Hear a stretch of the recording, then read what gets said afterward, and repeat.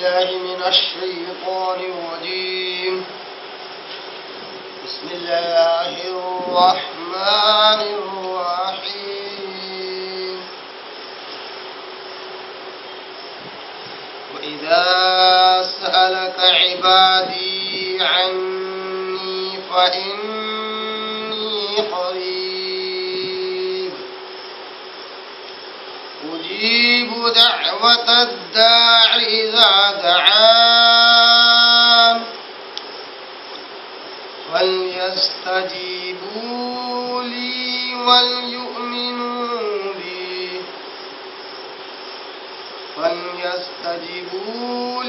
وليؤمنوا بي لعلهم يرشدون. صدق الله العظيم. نحمده ونصلي على رسوله الكريم. اما بعد. تمام قسم کی حمد و ثنا، تعریف، کبریائی اور بڑائی اسے اللہ وحدہ لا شریک کے لیے لائق اور زیبا ہے، جو ساری کائنات کا خالق، مالک، میرا اور آپ کا مربی ہے. اسے اللہ کے لیے ساری تعریفیں ہیں، جو غفور ہے، غفار ہے، کریم ہے، ستار ہے. بعد اس کے آپ کے میرے آقا، دو جہاں کے سردار، سردار الانبیاء پر توڑا کروڑ انگنت بے شمار درود و سلام صلی اللہ علی محمد وسلم. بعد اس حمد و ثنا اور درود و سلام کے قابل احترام بزرگوں، عزیز دوستوں، نوجوان ساتھیوں، آج میں نے قرآن مجید کی ایک آیت میں نے تلاوت کی ہے، اور یہ آیت ہماری سلسلہ درس کی اگلی کڑی ہے. سورہ بقرہ سورہ نمبر 2 پارہ نمبر 2 اس کے رکوع نمبر 23 کی یہ آیت نمبر 186 ہے. 186 180 پر 6.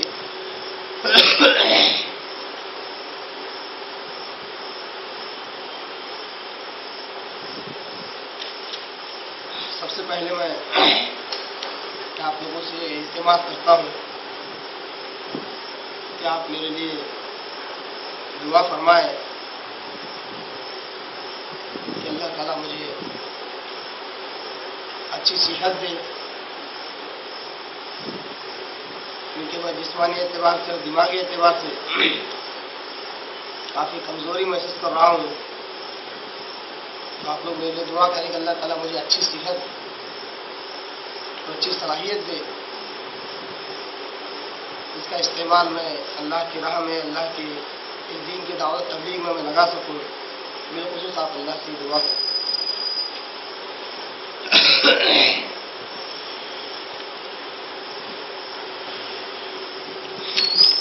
میں نے جس آیت کی تلاوت کی ہے، اس آیت میں جو مضمون بیان کیا گیا ہے وہ مضمون نہ اوپر کی آیتوں سے کچھ ربط رکھنے والا نظر آتا ہے اور نہ ہی اس کے بعد والی آیتوں سے. یہ آیت میں بالکل الگ سا مضمون بیان کیا گیا ہے.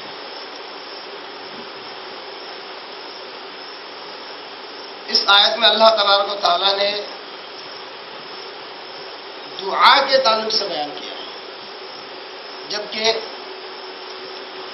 رکوع نمبر 23 کی جب سے ابتدا ہوئی ہے اور رکوع نمبر 23 کے اختتام تک لگاتار اللہ تبارک تعالیٰ روزے رمضان کے مسائل بیان کر رہا ہے اور اعتکاف کے مسائل بیان کرنے والا ہے.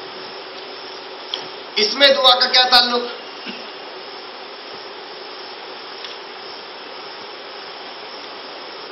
اس میں دعا کا بڑا گہرا تعلق ہے، بڑا گہرا ربط ہے دعا کا روزے سے، دعا کا رمضان سے. اگر ہم اس تناظر سے اس آیت کو سمجھنے کی کوشش کریں کہ دعا کا روزے سے اور دعا کا رمضان سے کیا تعلق ہے، دعا کے اعتکاف سے کیا تعلق ہے، اور اس تناظر سے اگر ہم اس آیت کو سمجھنے کی کوشش کریں تو بہت بہتر سمجھ میں آئے. اگر ہم اس دنیا پر غور کریں، لوگوں پر غور کریں، تو معلوم ہوتا ہے کہ وہ شخص جو سال بھر جن گناہوں میں ملوث ہوتا ہے وہ روزے اور رمضان کی برکت سے کم از کم اس رمضان کے مہینے میں ان گناہوں سے بچ جاتا ہے. گویا کہ اللہ کی طرف اس کا ایک درجہ بلند ہو جا رہا ہے. اسی طرح حیرت انگیز بات ہے، جو نیکیاں کبھی اس نے ان 11 مہینوں میں نہ کی ہو، وہ نیکیاں اس رمضان اور روزے کی برکت سے رمضان کے مہینے میں کر لیتا ہے. گویا کہ رب کی طرف ایک اور درجہ اس کا بلند ہو جاتا ہے.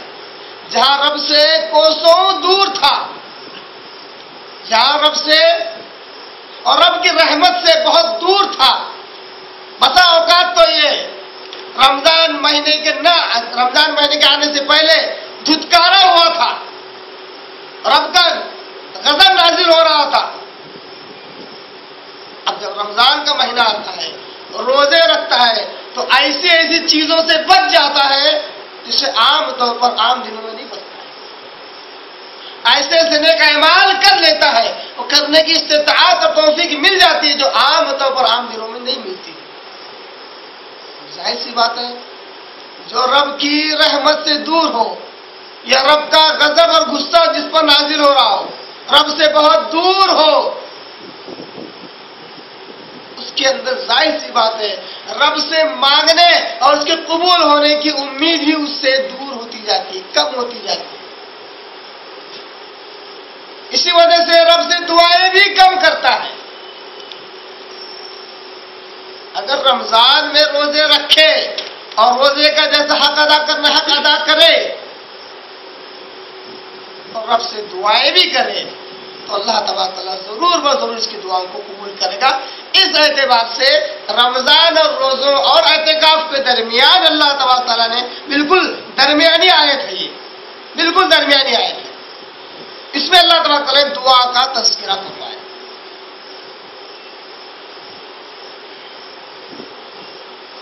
اس حکمت کو سمجھنے کے بعد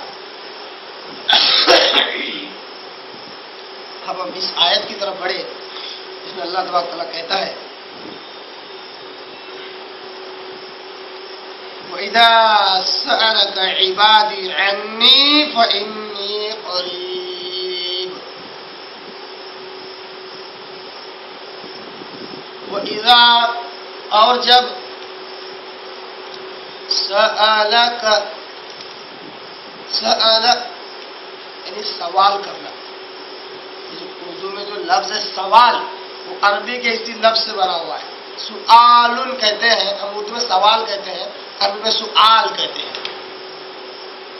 یہ حمزہ واو میں تبدیل ہو جاتا ہے اردو میں. سوال بن گیا ہے. سأل سوال کرنا، جیسا کہ عام طور پر مسجد میں داخل ہوتے وقت اللہم انی اسألک، اللہ میں تجھ سے سوال کرتا ہوں، سوال. وَإِذَا اور جب سألک پوچھے سوال کرے، یعنی مخاطبت اللہ کے نبی ہے. اللہ تبارک تعالیٰ براہ راست اور صرف اللہ کے رسول ہی سے اللہ تبارک تعالیٰ مخاطب ہو کر یہاں کہتا ہے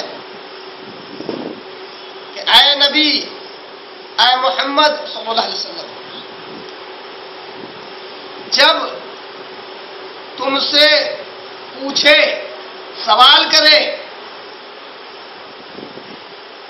کون لوگ؟ عبادی، خاص بات، عبد یعنی بندہ، اس کی جمع، میرے بندے،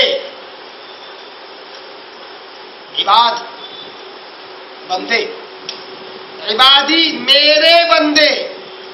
خاص بات یہ ہے کہ اللہ نے یا استعمال کیا، یعنی میرے بندے. اللہ اپنے بندوں کو اپنانا چاہتا ہے، کہتا ہے کہ یہ میرے بندے ہیں. کیا ہمیں ایسا یوں نہیں کرنا چاہیے کہ میرا اللہ، کہ ہماری محبت میں یوں نہ ہونا چاہیے کہ میرا رب، میرا اللہ. اس سے تو ہمیں یہی سیکھ ملتی ہے کہ جب اللہ کہتا ہے کہ میرے بندے، تو ہمیں بھی اس کی محبت میں آ کر میرا رب، میرا اللہ بولنا چاہیے. وَإِذَا سَأَلَكَ عِبَادِي، اے نبی جب آپ سے میرے بندے پوچھیں، سوال کریں، عبادی عنی، میرے تعلق سے. اے نبی جب آپ سے میرے بندے میرے تعلق سے پوچھیں، میرے متعلق پوچھیں،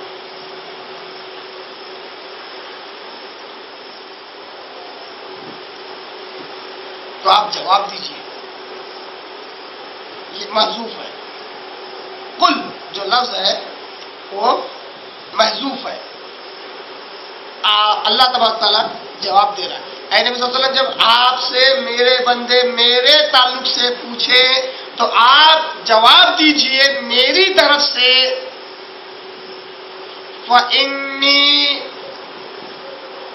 بے شک میں، دیکھیے بار بار میں کا لفظ آ رہا ہے، جبکہ قرآن مجید میں اللہ تبارک تعالیٰ اپنے لیے نا اور نحن کا بھی لفظ اللہ نے استعمال کیا ہے اپنے تعلق سے، ہم. اور یہ عام طور پر عام زبانوں میں جب ایک اکیلا شخص جمع کا صیغہ استعمال کرتا ہے تو اس کی شان، شوکت اور تعظیم اور عزت کے لیے ہوتا ہے. تو اللہ تبارک تعالیٰ کو جہاں اپنی شان و شوکت بتلانا تھا، اپنی بڑائی بتلانا تھا، اللہ نے وہاں پر نحن اور نا جو کہ ضمیر ہے اس کا استعمال کیا. یہاں پر اللہ تبارک تعالیٰ کہتا ہے کہ میرے بندو میرے آگے عاجز ہو جاؤ، میرے محتاج بن جاؤ، کیونکہ میں تمہارا ہوں. بار بار اللہ تعالیٰ میں کہہ رہا ہے.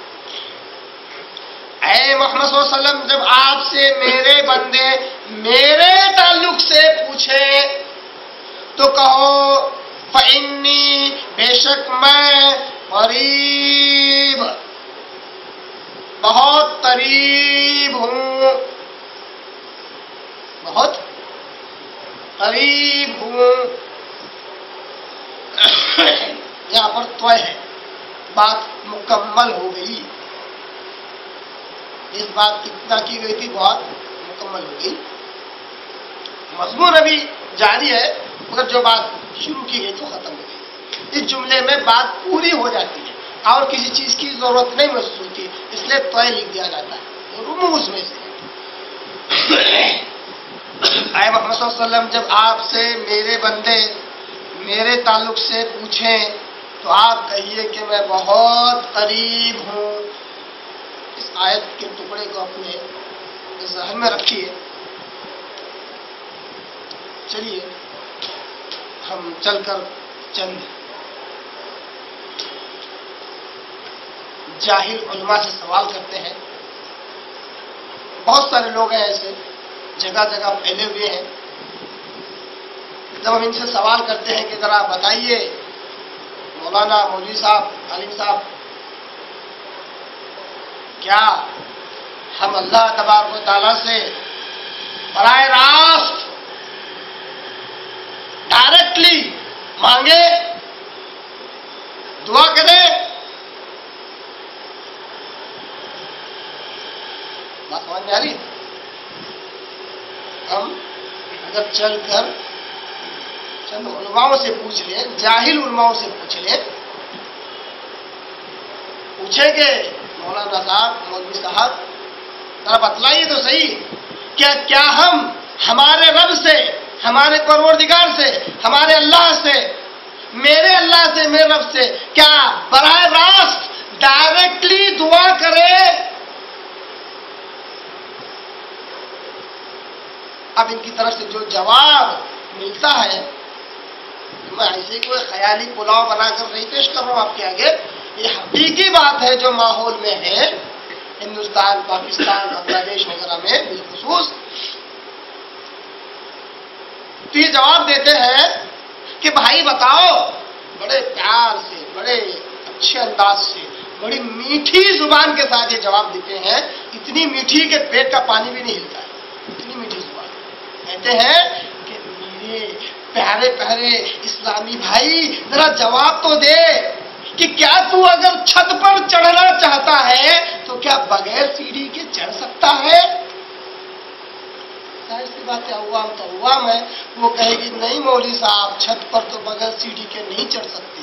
ہاں بالکل اسی طرح اگر تمہیں جج تک رسائی چاہیے، جج تک اگر رسائی چاہیے تو کیا بغیر وکیل کے جا سکتے ہو؟ ظاہر سی بات ہے، جج تک بغیر وکیل کے جا نہیں سکتے.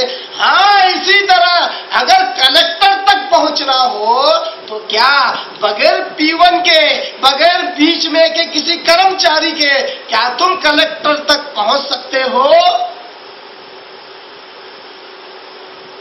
جب عوام کہتی ہے، جب ہم کہتے ہیں کہ بالکل ایسا پاسبل نہیں ہے، ممکن نہیں ہے کہ چھت پر بغیر سیڑھی کے پہنچ جائے، جج تک بغیر وکیل کے پہنچ جائے، کلکٹر تک بغیر پیون، بغیر کسی کرمچاری کے پہنچ جائے، یہ ممکن نہیں ہے مولوی صاحب. تو کہتے ہاں بالکل اسی طرح رب سے بھی ڈائریکٹلی مانگ نہیں سکتے.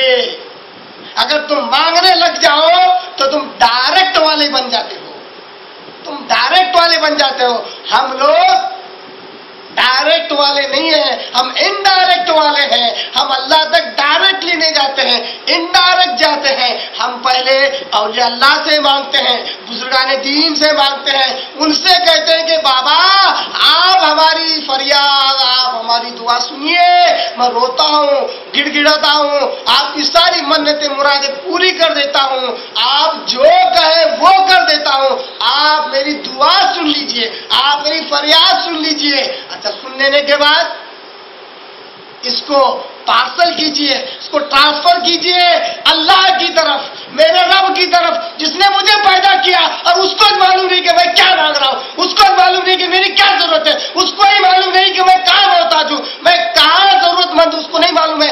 آپ پہنچا دیجئے اللہ تک، آپ میری فریاد کو پہنچا دیجئے، پھر اللہ آپ کی دعا کو سنے گا. میری دعا کیسے سنے گا؟ میں تو گنہگار ہوں، میں تو سیاکار ہوں، میں تو ظالم ہوں، میں کبھی 5 وقت کی نماز نہیں پڑھتا، میں کبھی روزے ڈھنگ سے رمضان آنے کے باوجود نہیں رکھتا، میری دعا نہیں سنتا ہے اللہ.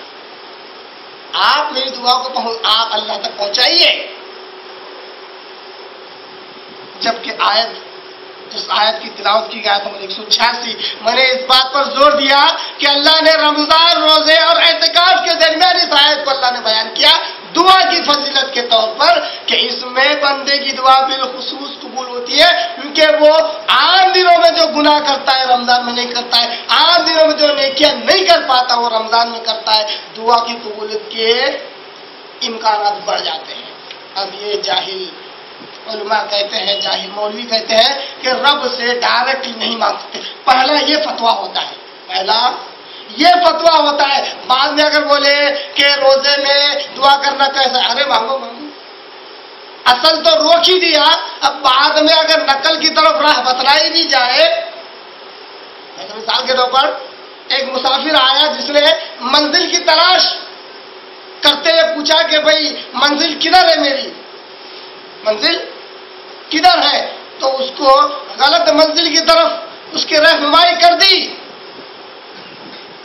غلط منزل کی طرف رہنمائی کر دی، اور ساتھ ہی ساتھ یہ ہدایت بھی دی کہ دیکھو منزل تک جاتے ہوئے منزل کی تحقیق کرنا. کیا کہا؟ منزل کی طرف جاتے ہوئے منزل کی تحقیق کرتے ہوئے جانا. اس سے تو خیر خواہی معلوم ہو رہی ہے. کیا معلوم ہو رہی ہے؟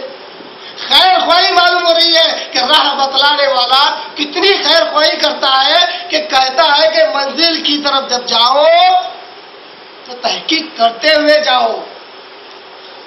ایسے ہی رب سے ڈائریکٹلی مانگنے سے تو روک ہی دیا براہ راست، اور اب کہتے ہیں کہ ہاں یہاں دعا کر لو، وہاں دعا کر لو، ہر نماز کے بعد دعا کر لو، ہر جگہ دعا کر لو. اصل جگہ تو روک ہی دیا کہ اللہ سے ڈائریکٹلی مانگ نہیں سکتے، اور جہاں جہاں مانگنا تھا وہاں پہ مادری زبان کو نکال دیا اور عربی زبان دے دی.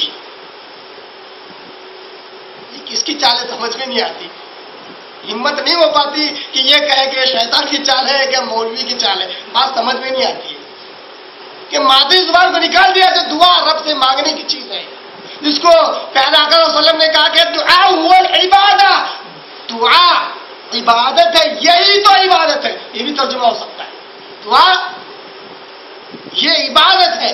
تو یا مادری زبان جو ہوتی ہے اردو، ہندی، مراٹھی، کنڑ، انگلش، جو بھی، اس کو نکال دیا، اس کی جگہ عربی دے دیا۔ اب یہ کچھ مانگتا ہے، کیا مانگتا ہے اس کو سمجھ میں نہیں آتا۔ ایک تو تجوید آتی نہیں ہے کہ عربی کے زیر زبر کے فرق سے پورا معنی ہی بدل جاتا ہے، اس کے ساتھ دعائیں کرتا رہتا ہے، اس کو معلوم نہیں کہ اس نے کیا مانگا۔ اس میں تھوڑے سے سٹریفائڈ، تھوڑے سے اچھے ڈیولپ کیے ہوئے لوگ وہ ہیں جو دعا مانگتے ہیں تو عربی اور اس کے ترجمہ جان کر مانگتے ہیں، الحمدللہ بہت بہتر ہے۔ اور اکثر لوگ آپ کو ایسے ملیں گے جو صرف عربی مانگتے ہیں مگر معلوم ہی نہیں کہ کیا مانگتے ہیں۔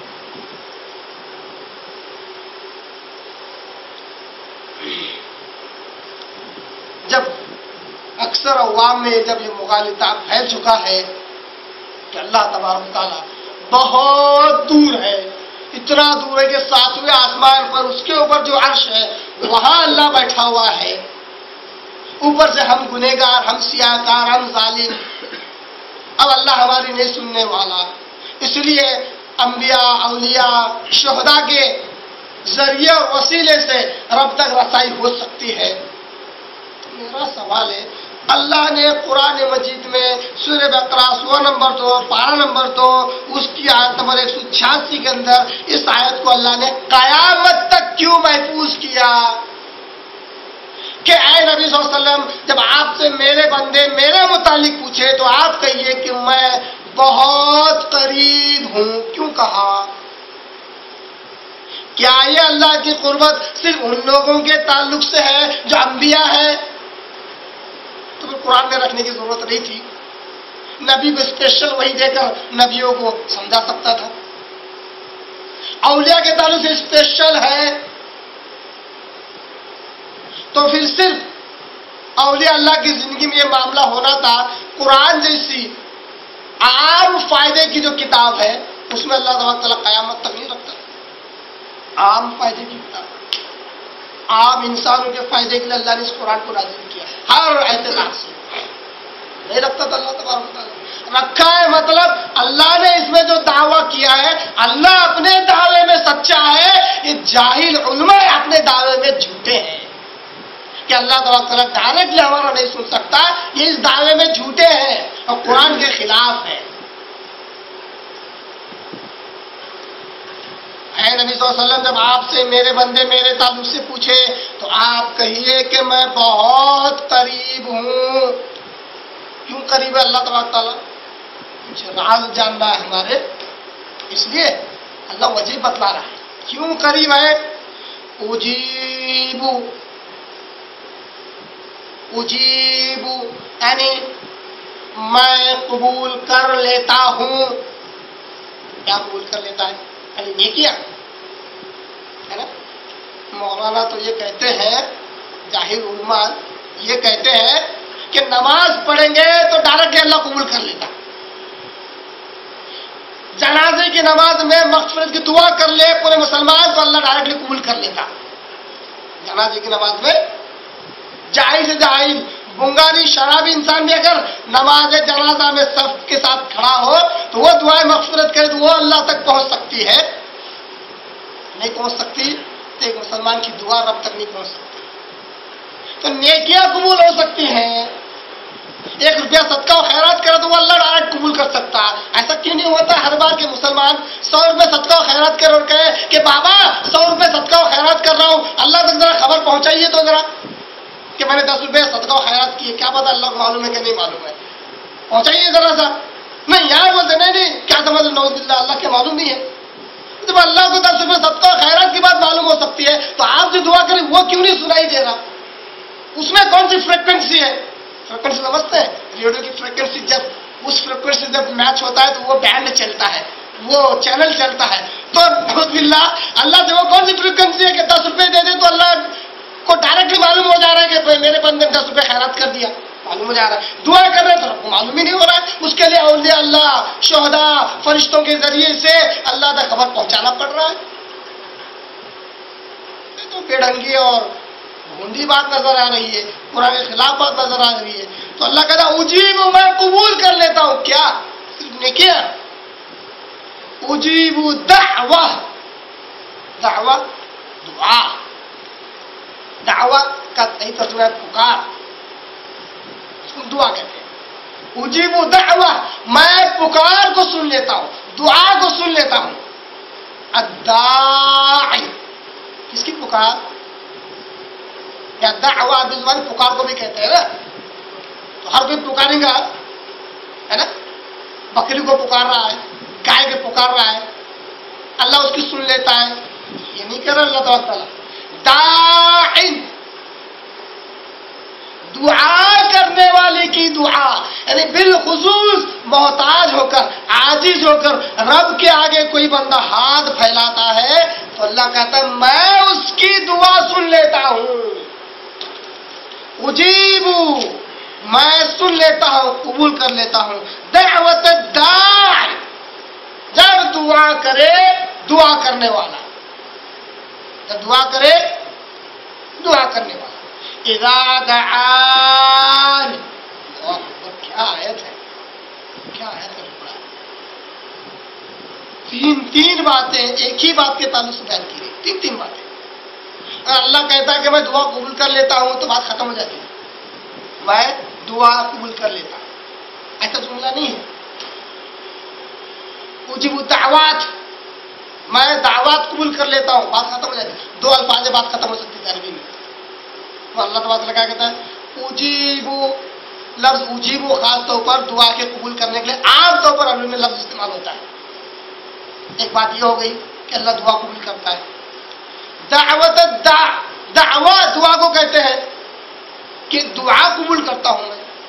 داعن یعنی دعا کرنے والا، اس کی بھی اہمیت آ گئی کہ دعا کرنے والے کی اہمیت ہے. اس کے مقابلے میں جو مسلمان تو مومن تو دعا نہیں کرتا ہے، دعا کرنے والی کی اہمیت ہے.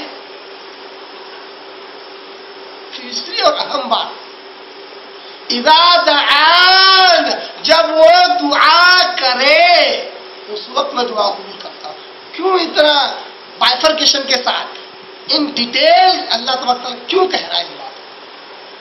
کہ دعا جتنی اہمیت والا عمل ہے اتنا مسلمانوں نے سمجھا نہیں ہے.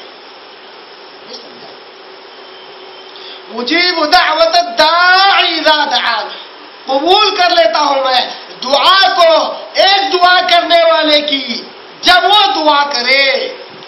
اب آپ بتائیے اذا دعان پر سے یہ بات میں بیان کر رہا ہوں. اذا دعان جب وہ دعا کرے، اب آپ بتائیے ہاتھ اٹھائے آمین آمین آمین آمین بول دے اور چلا جائے، کیا اس نے دعا کی؟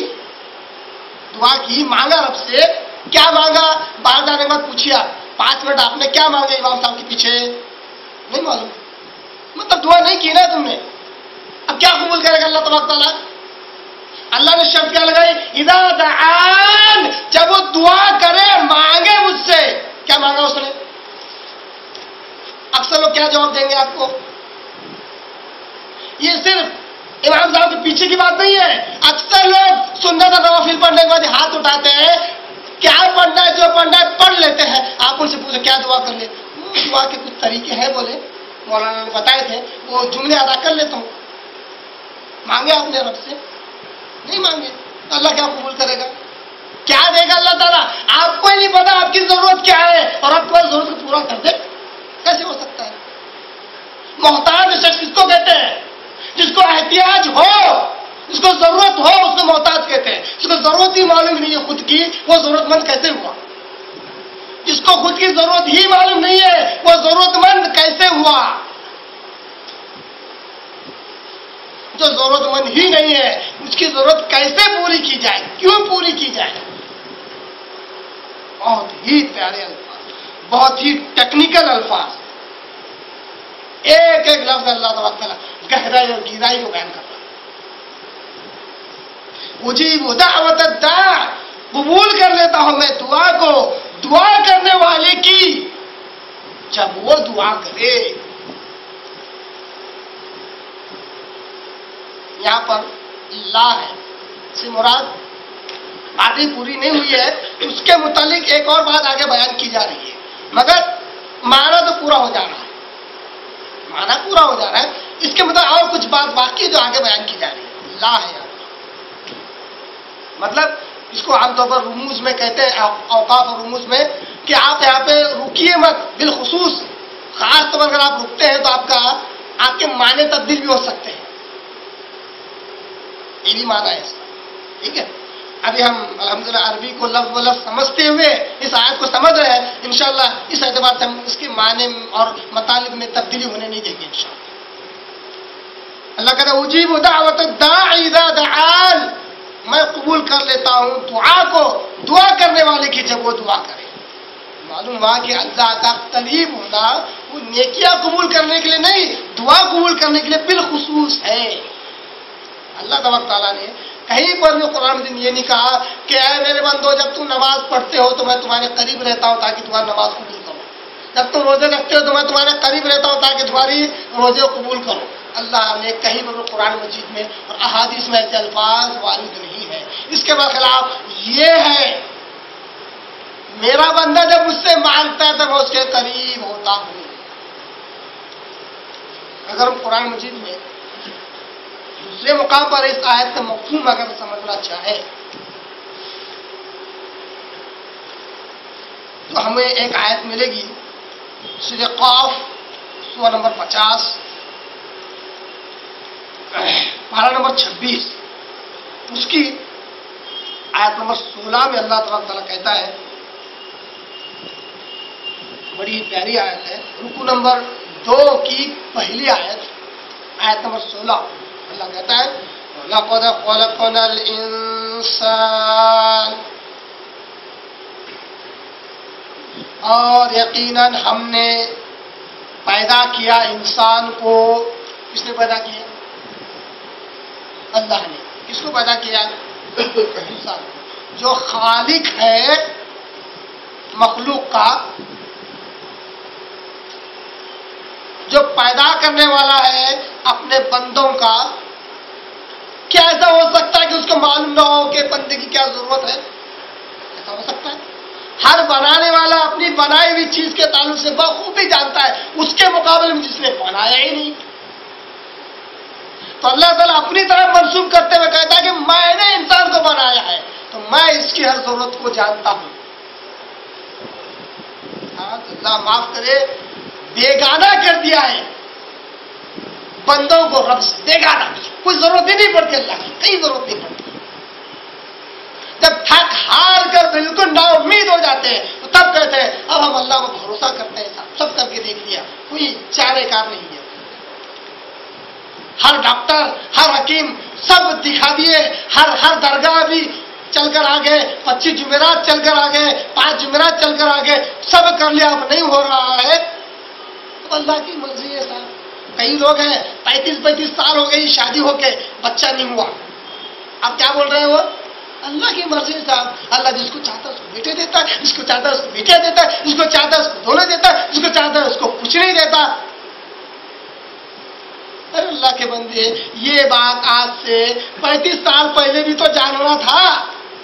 35 سال پہلے جب خوب جوانی کا گرم جوش، گرم خون تھا تو تب تو خوب دوڑا دھوپا، بہت خوب بھاگا، کہا کہ مجھ سے کیوں اولاد نہیں ہو رہی ہے، میری غلطی ہے کہ میری بیوی کی غلطی ہے، میری غلطی. ہر ڈاکٹر سے پوچھ کر دیکھ لیا، ڈاکٹر نے کہا کہیں کوئی غلطی نہیں ہے، نہیں ہو رہی ہے، کہیں کوئی غلطی نہیں، کہیں نہ کہیں کوئی گڑبڑ ہے، کوئی نہ کوئی حسد کر رہا ہے، کوئی نہ کوئی جلن کر رہا ہے، کوئی نہ کوئی کالا جادو کر رہا ہے، کوئی نہ کوئی دشمنی کر رہا ہے. اب پکڑو بابا لوگوں کو، ڈاکٹر تو ختم ہو گئے، اب حکیم اور بابا لوگوں کو پکڑو، ان کے پاس چکر لگا کے اولاد نہیں ہوئی، آخر نہیں ہونا تو نہیں ہوئی. اب ڈاکٹر سے بڑھ کر، بابا جادوگروں سے بڑھ کر، بابا کے بابا یعنی اجمیر والے بابا، ایک بار ان کے درشن، لفظ استعمال کر رہا ہوں، زیارت، ان کے ایک بار درشن کراؤ، ان کی ایک بار زیارت کراؤ، ساری نیا پار ہو جائے گی، ساری مصیبتیں ٹل جائیں گی. تو آخرکار ایک بار اجمیر بھی جا کے آ گئے اور کہا کہ ایک سونے کا بچہ، ایک سونے کا بیٹا میں دان کر دوں گی. میں زیادہ ہندی الفاظ اس لیے استعمال کرتا ہوں کیونکہ ان اعمال میں کوئی فرق نہیں ہے.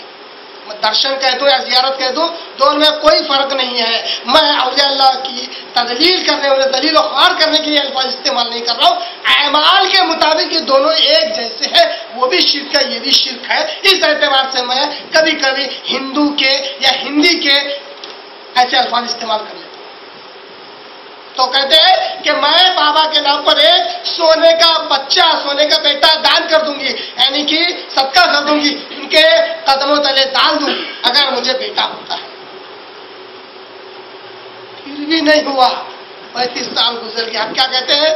اللہ جس کو چاہتا ہے اس کو بیٹے دیتا ہے، جس کو چاہتا ہے اس کو بیٹیاں دیتا ہے، جس کو چاہتا ہے دونوں دیتا ہے، جس کو چاہتا ہے کچھ نہیں دیتا. اللہ ہمیں کچھ نہیں دینا چاہتا تھا، نہیں دیا، ہو گیا، ختم. اب صبر کرنے سے کوئی فائدہ نہیں. جب مشکل تھی تب صبر کرنا تھا. بغیر اولاد کے اللہ رکھتا، جنت میں اولاد ہی اولاد دیتا. دنیا تو ہے ختم ہونے والی، ضائع ہونے والی، ختم ہونے والی. کوئی وقت نہیں ہے اللہ کی نگاہ میں اس دنیا کی. نیک اعمال نہ کیے جائے تو اس دنیا کی کوئی وقت اور کوئی حیثیت نہیں ہے. جس کی حیثیت نہیں ہے اس کے لیے بہت کچھ کر لیا، اب بوڑھا ہو گیا تو اب کہتا ہے کہ اللہ کے ہاتھ میں سب کچھ ہے. اللہ کہتا ہے ہم نے انسان کو پیدا کیا، ہم جانتے ہیں کہ اس کی کیا ضرورت ہے. وَنَعْلَمُ مَا تُوَسْوِسُ بِهِ نَفْسُهُ. جب اللہ دعویٰ کر رہا ہے، اللہ دعویٰ کرتا ہے، ہم اللہ کے دعوے کو یقین ہی نہیں کرنا چاہتے. کیسی بات ہے، کیسی حیرت انگیز بات ہے، ذلت والی بات ہے. اور واقعی میں اگر ہم جیسے مسلمانوں کو اگر چلو بھر پانی میں ڈوب کر مرنے کا موقع ملے تو مر جانا چاہیے. اللہ دعویٰ کرتا ہے وہ نعلم، اور ہم جانتے ہیں، ما توسوس به نفسہ، کہ ہم جانتے ہیں جو انسان کے دل میں وسوسے ہوتے ہیں، خیالات ہوتے ہیں، اس کو تک ہم جانتے ہیں. اللہ کیوں دعویٰ کر رہا ہے؟ کیا ضرورت ہے اللہ کو یہ دعویٰ کرنے کی؟ اسی لیے دعویٰ کر رہا کہ تم مانگنا دور کی بات، ہاتھ اٹھا کر، زبان کے ہونٹ ہلا کر، منہ کے ہونٹ ہلا کر، زبان ہلا کر الفاظ ادا کر رہے ہو جس میں آواز بھی موجود ہے. یہ تو بہت دور کی بات. تمہارے دلوں میں جو خیالات پیدا ہوتے ہیں ہم اس کو جانتے ہیں. اس کو کیوں دعویٰ کر رہے ہیں؟ کیوں؟ یہی بتلانا چاہ رہا ہے کہ دیکھو میں بہت قریب ہوں، تمہارا سننے والا ہوں، میں تمہاری دعاؤں کو قبول کرنے والا ہوں. میں اللہ کے اس دعوے پر ہم کو یقین نہیں ہے. ہم کو کس دعوے پر یقین ہے؟ مولوی صاحب نے بولے کہ اللہ سے ڈائریکٹلی نہیں مانگنا، جب تک ڈائریکٹلی نہیں جا سکتے اور چھت پر ڈائریکٹلی نہیں جا سکتے بغیر سیڑھی کے. بڑے بڑے پوسٹ کے آفیسر جو ہوتے ہیں ان تک ڈائریکٹلی نہیں جا سکتے، بغیر ذریعے وسیلے کے نہیں جا سکتے. ان کی بات پر اتنا بھروسہ کہ رب کئیوں جگہ دعویٰ کر رہا ہے، دعوے کو دھتکار کر رہا ہے. کیا بول رہا؟ بولے مولانا سے بڑھ کر، پوری مولانا سے بڑھ کر دعویٰ کر رہا ہے اللہ تک. اللہ قرآن میں کہہ رہا ہے اللہ کے دعوے کی کوئی اہمیت نہیں ہے.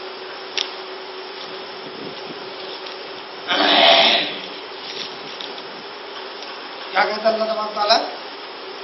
وَلَقَدْ خَلَقْنَا الْإِنسَانَ، ہم نے انسان کو پیدا کیا. یہ دعویٰ ہے اللہ، خبر نہیں دے رہا اللہ، خبر نہیں ہے، یہ دعویٰ ہے.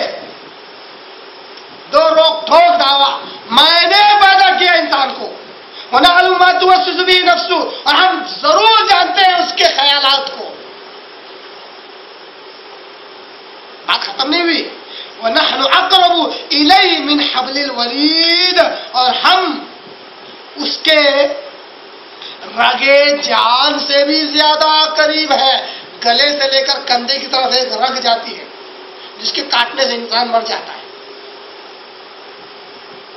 رگے جان اس سے بھی زیادہ قریب ہے اللہ تبارک و تعالیٰ.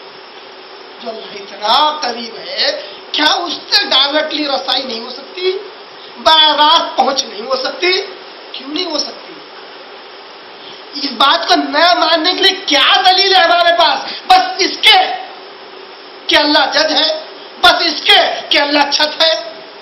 اللہ تعالیٰ قرآن مجید میں کہتا ہے لا تضربوا الامثال، اے بندو میرے لیے مثالیں مت بیان کرو، اللہ کے لیے بیجا مثالیں بیان کرنے سے اللہ نے سخت منع کیا۔ یہ بیجا مثالیں جو قرآن حدیث کے خلاف ہے،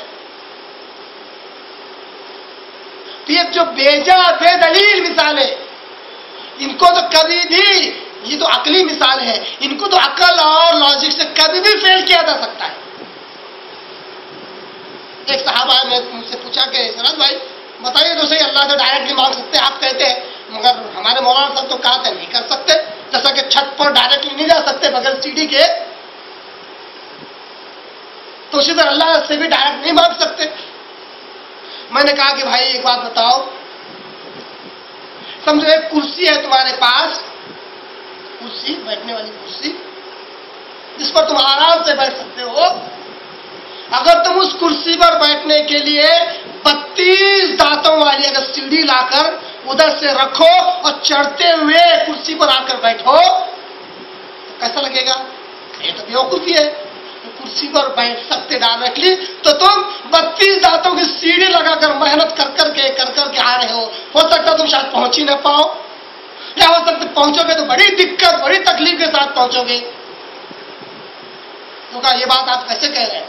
قرآن مجید کی آیت کے مطابق اللہ کہتا ہے میں بہت قریب ہوں، جو قریب ہوتا ہے اس پر سیڑھی نہیں لگائی جا سکتی، نہیں لگانا چاہیے، بیوقوفی ہے۔ جو قریب ہے، جو رگے جان سے بھی زیادہ قریب ہے، اس کو سیڑھی لگائے، اس کے لیے کیا ہے پیون اور کرمچاری لگائے۔ فرض کیجئے کلیکٹر میرا چڈی دوست ہے، بچپن کا یار ہے، ایک بار ضرورت پڑی، میں نے وہاں کے پیون کو فون لگایا، یار میری فائل ذرا سا صاحب تک پہنچا دینا۔ جیسے ہی فائل گئی میرا فوٹو اور نام دیکھا، بولا گدھے بچپن سے تو سارے حق جما لیا، آج فائل پاس کرانے کی باری آئی تو پیون اور کرمچاری سے کرانا۔ فون لگایا، 4 جھوٹے مارے فون پہ، گالیاں دی، بلایا، شرم آتی تیرے کو؟ ہوگا کہ نہیں ہوگا؟ قریب ہے، اس لیے قریب ہے۔ اللہ کہتا ہے میں بہت قریب ہوں، مانگ کر تو دیکھو، میں نہ دوں تو بتا رہا ہوں۔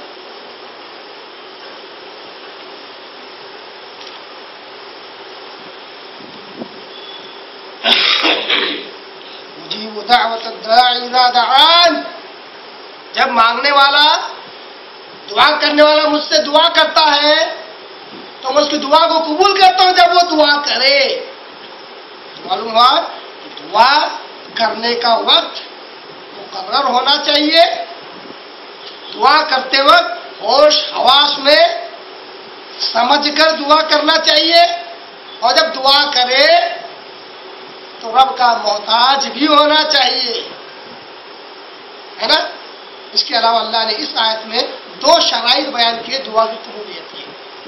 میں آج یہاں پر دعا کی فضیلت یا دعا کے شرائط، دعا کے اوامر اور نواہی یہ بیان کرنے کے لیے تو نہیں بیٹھا ہوں کہ کیا کیا کرنے سے دعا قبول ہوتی ہے، کیا نہیں کرنا چاہیے جس سے دعا رد ہوتی ہے، یہ بیان نہیں کر رہا ہوں، مگر آیت میں 2 شرائط اللہ نے بیان کیے دعا قبول ہونے کی، وہ 2 شرائط کو میں آپ کے رکھتا ہوں۔ آگے تیسرے ٹکڑے میں اللہ تعالیٰ کہتا ہے فَلْيَسْتَجِيبُوا لِي، اللہ کہتا ہے جب میں اتنے قریب ہوں، مانگنے پر فوراً سن لیتا ہوں، قبول کر لیتا ہوں، دے دیتا ہوں، فَلْيَسْتَجِيبُوا لِي، جب میں مجیب ہوں تو انہیں مستجب بننا چاہیے۔ جب میں مجیب ہوں تو میرے بندوں کو مستجب بننا چاہیے۔ فَلْيَسْتَجِيبُوا لِي، تو وہ میرا سننے والا بنے، میری اطاعت کرنے والا بن جائے، کہ اس کے مانگنے پر میں دے رہا ہوں، اس کی ضرورت پورا کر رہا ہوں، تو کیا پھر میرا نہیں سنیں گے، میرے خلاف جائیں گے؟ تو اللہ کہہ رہا ہے میری اطاعت کرنے والے بنو۔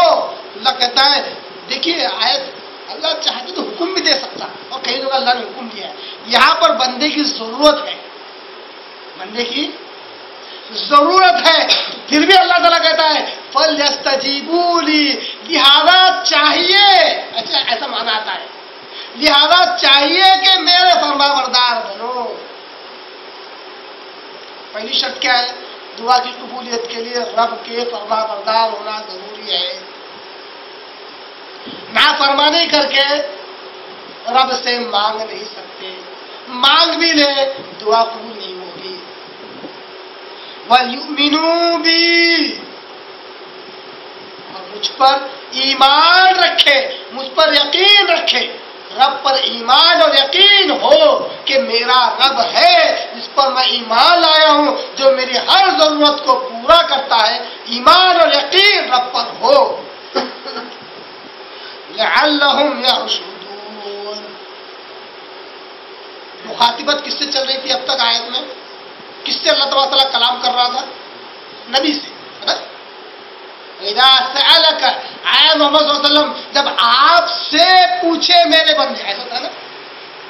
اسی اللہ کہتا ہے آخری ٹکڑے میں لعلہم، اسی طرح ہو سکتا ہے یہ لوگ یرشدون، راہ یافتہ ہو جائے. کس طرح؟ اللہ کی اطاعت کر کے، اللہ پر ایمان اور یقین رکھ کر اللہ سے دعا کریں گے، ان کی ضرورت پوری ہوگی. اس طرح وہ راہ یاب رہیں گے، راہ یافتہ رہیں گے، ہدایت پر رہیں گے. لعلہم یرشدون، اس طرح میرے بندے ہدایت پر رہیں گے. گویا کہ دعا یہ عبادت ہے. اسی وجہ سے شیطان نے اس کو شرک کا بڑا اہم ذریعہ بنا رکھا ہے. دعا هو العبادہ کا ترمذی کی حدیث، آپ سن کیا کہتے ہیں؟ دعا هو العبادہ، دعا عبادت ہے. تو یہ جو دعا ہے یہ عبادت ہے. اس لیے شیطان نے شرک کا بڑا اہم ذریعہ بنا رکھا ہے. اگر اس کو توحید سے بدل دے اور اللہ ہی سے مانگا کرے تو انسان ہدایت پر قائم رہے گا. تو اسی اعتبار سے ایک دو حدیثیں دعا کی فضیلت کے تعلق سے آپ کے آگے میں رکھتا ہوں. ایک مرتبہ صحابہ کرام رضوان اللہ علیہم اجمعین آپ صلی اللہ علیہ وسلم کے ساتھ جا رہے تھے. صحیح بخاری کی حدیث ہے. غزوے میں تھے، جنگ میں، ایک جہاد میں تھے. صحابہ کہتے ہیں کہ جب بھی ہم کسی اونچے پہاڑ کی طرف چڑھتے تو زور سے تکبیر کرتے اللہ اکبر، اور جب اترتے تو تب بھی زور سے تکبیر کرتے اللہ اکبر. تو آپ صلی اللہ علیہ وسلم نے صحابہ کی تمام کو دیکھا تو آپ صلی اللہ علیہ وسلم ان کے نزدیک آئے اور کہا اربعوا علی انفسکم، اے میرے صحابہ اپنے آپ پر رحم کرو. کیا کہہ رہے؟ اپنے آپ پر رحم کرو. فإنکم لا تدعون اصم ولا غائبا، یقیناً تم ایسے کو نہیں پکار رہے ہو جو بہرا ہے یا حاضر ہی نہیں ہے. کیا کہا؟ تم ایسے کو نہیں پکار رہے ہو، تم ایسے کی حمد و ثنا نہیں بیان کر رہے ہو، تم ایسے کی کبریائی اور بڑائی نہیں بیان کر رہے ہو جو بہرا ہے یا پھر غائب ہے، ایسے کو نہیں پکار رہے ہو. انما بے شک تم پکار رہے ہو تدعون سمیعا بصیرا، ایسے کو پکار رہے ہو جو سننے والا اور دیکھنے والا ہے. صرف سننے والا نہیں، تمہارے اس عمل کو دیکھ رہا ہے کہ تم کب اللہ کی تکبیر بیان کرتے ہو، کب اللہ کی تکبیر بیان کرتے ہو، اس کو دیکھنے بھی والا ہے. اس سے معلوم ہوا کہ اللہ سننے والا دیکھنے والا ہے، اللہ بہرا نہیں ہے. آج جاہل علماء نے اللہ کو بہرا تو نہیں کہا اور بہرے جیسا بنا دیا. بہرا تو نہیں کہا، غائب تو نہیں کہا، مگر بہرے جیسا اور غائب بنا دیا. اتنا دور پہنچا دیا کہ اللہ تک آواز نہیں پہنچتی ہے اور ہم سے بہت دور ہے، غائب ہے، حاضر نہیں ہے. اللہ کے علاوہ ہر ایک کو حاضر ناظر سمجھ لیا. اللہ کو حاضر ناظر سمجھنے میں ہچکچاہٹ ہوتی ہے. اگر حاضر ناظر ہے تو بندے کو سنتا کیوں نہیں ہے؟ ضرور سنے گا. اس طرح ایک اور حدیث ہے، آپ صلی اللہ علیہ وسلم کہتے ہیں ان اللہ تعالی یستحی اذا رفع الرجل الیہ یدیہ ان یردہما صفراء خیبتین. اللہ تبارک و تعالی شرماتا ہے اس بات سے کہ کوئی بندہ اس کی طرف ہاتھ اٹھائے مانگنے کے لیے اور اللہ اس کے ہاتھ کو واپس پلٹا دے. اللہ اس بات سے شرماتا ہے. مسند احمد کی حدیث ہے، اللہ کی طرف کوئی بندہ ہاتھ اٹھائے دعا کے لیے، اللہ اس کے ہاتھ کو لوٹا دے خالی ہاتھ. اللہ اس بات سے شرماتا ہے، نہیں کرتا اللہ. مسند احمد کی صحیح ہے. اسی طرح ایک اور حدیث میں ہے مسند احمد اور بہت سارے حدیثوں میں حدیث آئی ہے، مشہور حدیث ہے، بہت سارے لوگوں نے سنا بھی ہے، معروف حدیث ہے.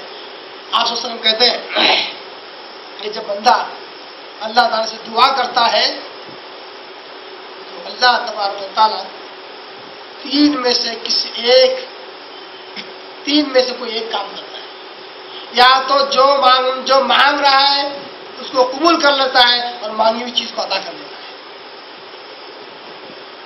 اگر یہ حکمت کے تحت مناسب نہیں ہے تو اللہ تبارک و تعالیٰ اس دعا کو ذخیرہ آخرت بنا کر اپنے پاس رکھتا ہے نیکیاں اور ثواب کے طور پر. یا پھر حکمت کا تقاضا یہ بھی نہیں ہے تو اللہ تبارک تعالیٰ اس دعا کے مثل، اس دعا کے برابر، اس دعا کے بدلے اللہ تبارک تعالیٰ ایک مصیبت کو ٹال دیتا ہے. ترمذی، مسند احمد، ابن ماجہ وغیرہ کی حدیث. اس سے کیا معلوم ہوتا ہے؟ گھاٹے کا سودا نہیں ہے، مانگتے رہنا ہے نا. اس میں دعا کے وہ ساری چیزیں آ گئی کہ دعا کے لیے حلال کھانا، حلال پینا، حلال پہننا یہ ضروری ہے. اس کے بغیر دعا قبول نہیں ہوتی. اس کے علاوہ بہت ساری شرائط ہے کہ دعا میں جلدی نہیں کرنا چاہیے. جو شخص دعا میں جلدی کرتا اللہ آپ صلی اللہ علیہ وسلم کہتے ہیں کہ اس کی دعا کبھی قبول نہیں ہوتی، کبھی نہیں ہوتی ہے نا. آئیے ان مسائل کو جاننے کے بعد ایک مسئلہ اور جان لیں. چاہتا تو نہیں تھا کہ اس مسئلے پر زبان درازی کروں، مگر بہتر لگتا ہے کہ کہہ دوں کہ دعا کا تعلق آ گیا ہے رمضان اور روزوں کے تعلق سے. میں پوچھتا ہوں کہ کیا اگر کوئی شخص رمضان کے مہینے میں افطار کر رہا ہو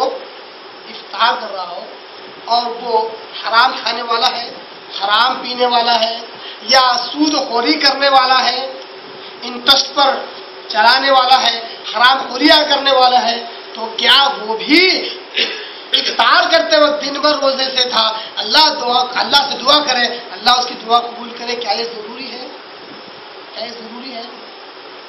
عوام میں بات مشہور ہے کہ اگر روزے دار افطار کے وقت دعا کرے تو اللہ اس کی دعا کو رد نہیں کرتا.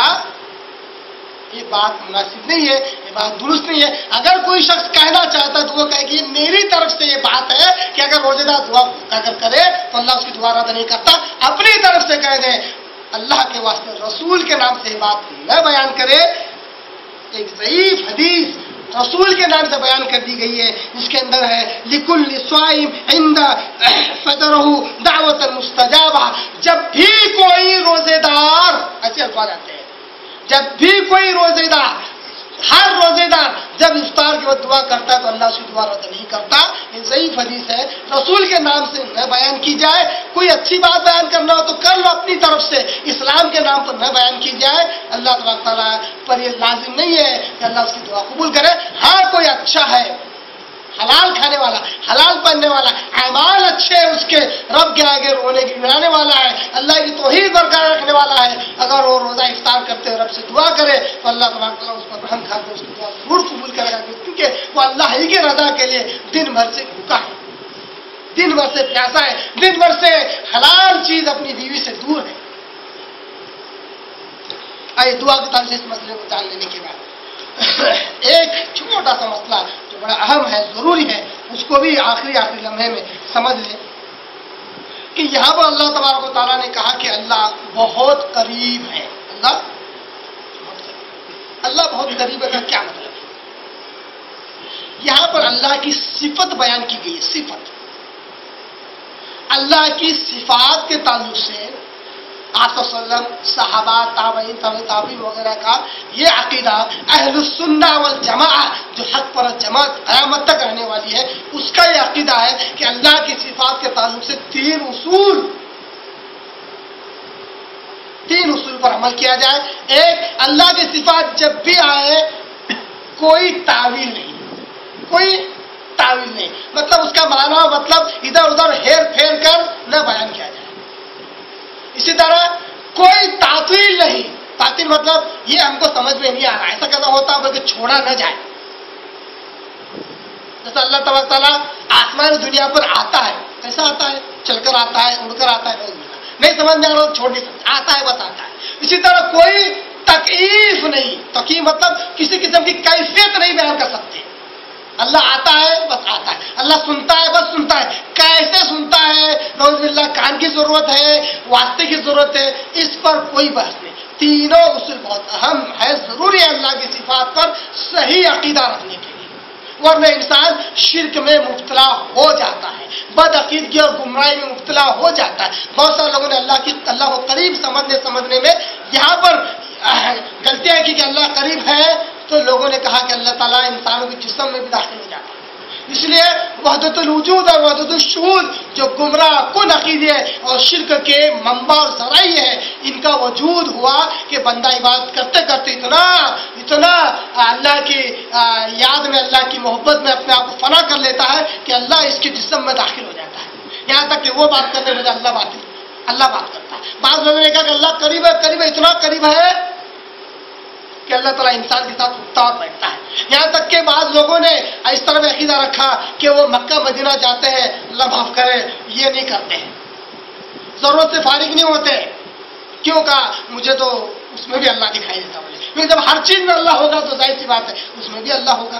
بالکل مکہ اور مدینہ سے کیا واسطہ پتا نہیں، وہاں جاتے تو یہ کام نہیں کرتے۔ اس طرح بعض بزرگوں کے تعلق سے ایسے واقعات بیان کیے گئے جس کی وجہ سے ان کی فضیلت، ان کی بزرگی اور بڑھ جاتی ہے۔ مجھے نہیں سمجھتا ہے ان کی بزرگی اور ان کی فضیلت کیسے بڑھ جاتی ہے کہ جلالت کو نکالے بغیر وہ ولی ہو رہے ہیں کیسے؟ تو اللہ کی صفات سے عقیدہ رکھا جائے کہ اللہ کی صفات ہے، اس میں کوئی تعویل نہیں، کوئی تعطیل نہیں، کوئی تکلیف نہیں۔ تو اللہ قریب ہے بس قریب۔ اب اللہ کہاں ہے؟ جب اللہ قریب ہے تو یہ نہیں بتانا چاہتے کہ اللہ آزو ہے، بازو ہے، اوپر ہے، نیچے، تو لوگ پوچھتے ہیں اللہ کہاں ہے بتاؤ۔ ہم کہتے ہیں ہم سے کیا پوچھتے ہو؟ قرآن حدیث میں جو اللہ کے تعلق سے آیا وہاں ہے اللہ تعالیٰ، بس نہیں آیا تو نہیں ہے سمجھو، جہاں آیا وہاں ہے، جو ہے وہ ہے، ہم اتنا ہی ماننے والے ہیں۔ اللہ کہا ہے، قرآن نے کہا کہ اللہ تعالیٰ عرش پر مستوی ہے، بیٹھا ہے، یہ لفظ مناسب نہیں، سمجھ میں آنے کے لیے بیان کیا جاتا ہے۔ اللہ عرش پر مستوی، ساتویں آسمان پر عرش ہے، وہاں اللہ ہے۔ اب قریب کس طرح ہے؟ علم کے اعتبار سے، پوری آیت کا یہ نچوڑ ہے، بس یہ جملہ، اللہ تعالیٰ علم کے اعتبار سے بندوں کے قریب ہے، اللہ کو ہر چیز معلوم ہے۔ اللہ حاضر ناظر کس اعتبار سے؟ علم کے اعتبار سے، بندے کی ہر حرکت رب کو معلوم ہے۔ یہ چند باتیں تھی اس آیت کے تعلق سے۔ اللہ سے دعا کرتا ہوں اللہ تعالیٰ ہمیں قرآن کو صحیح سمجھنے کی اللہ توفیق عطا فرمائے، اللہ ہمیں گمراہی سے بچائے۔ وآخر دعوانا الحمدللہ رب العالمین۔